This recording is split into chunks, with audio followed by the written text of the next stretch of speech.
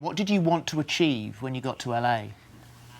I was very materialistic, and I didn't have things when I was a child. We grew up very poor, and all I was thinking about was, I'm going to give my son everything that I never had when I was a kid. And so when you got to LA, I assume that the streets weren't paved with gold, and it wasn't quite what you wanted, what you expected. No, when I first moved out to LA, I was thinking about doing mainstream acting, and so I went out there and was bartending. But I quickly realized that you can't afford living off of bartender salary. And this time, when you're most vulnerable, and you've got the bills are coming in, and you've got your child, you were approached by an agent, and it was discussed to go into the adult movie industry. Yeah, I was actually approached when I lived in North Carolina, and for about 2 years, when I was just dancing, I told him, I was like, I don't want to do this, I'm not interested. And then when I moved out to LA, that's when I got involved in it. And the first time that you did that was in I think it was a house in Malibu. And how did you feel? I felt horrible. I sat in the shower after my scene for about 2 hours, just bawling my eyes out, crying. I just felt dirty and nasty, just disgusted. The problem was that it was, as you say, your mum trying to make way in life with a young son, and so you did go back, and it did become this career, and at the same time you were making sure that those two worlds, life as a mum, life as a porn star, were completely separate. Yeah, I would drop my son off in the morning, off to school, and then I would go on set. And at the time, I was taking painkillers and drinking alcohol just to numb the pain and, to basically keep my mind away from what was going on and what was happening to me mentally and physically. And then there was the crash. This is the crash, the car crash that saved your soul and your life, I suppose. Yeah, I started going to church on an Easter Sunday, and it was a transformation. That Easter Sunday, I got down on my knees and was praying to God, and God was releasing me from everything that was going on in my life at that time.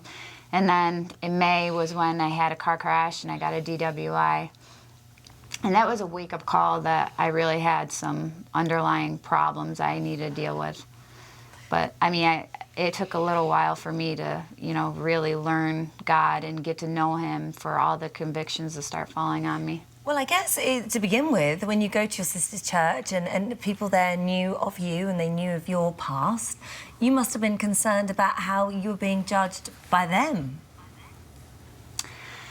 I was a little bit, but I actually for a little while was still living my life and still trying to go to church at the same time. It was a little while even after I was saved that I even went to bars, and at one time I even actually got David to come out with me. I was still in the world. I was still, being very worldly. Most uncomfortable thing I ever been through. We had to leave early.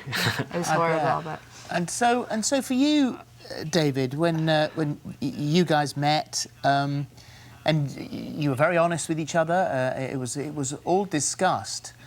How difficult was it for you, as a man of God, to adjust your mind to what she'd been doing? Well, the scriptures say, where there's much forgiveness, there's much love. And if God forgives her and forgets her past, and I'm supposed to be an imitator of Christ, I have to do the same. So I didn't let it bother me. I saw that the transition was in process, and like she said, it didn't happen instantly. It was a work in progress, and there was a lot of things I overlooked until, because, a child grows up drinking milk, eventually starts eating applesauce, and it takes a little while before the steak comes in. So, as a man of God, you have to recognize the fact that people don't change in a day. So it wasn't a big deal. It really wasn't. If God forgave her, then so will I. And so now you work together to encourage others to do the same, to make the change and to change their life for the better. Yes. Mm-hmm. In what way? I talk to women that are abused, and one of the things we focus on right now are people that have a drug addiction. In our city, which is Fulton, New York, there's a big, huge heroin addiction, and we want to help people, try to get them out of the addictions or the abusive relationships, or people that are in porn or, you know, dancing. You know, money is everything, and I believe money is the root of all evil. It's horrible. People will do some nasty things for it. Crystal, you say you have no regrets, though, about where you've come from and what you've done and where you've been, because it's who you are. Yeah, I don't have any regrets because of the fact that if I were a school teacher or something else, or a cop maybe, you know, I don't think I would be in this position. I don't think God would have placed me in this position to help the people that I can help today.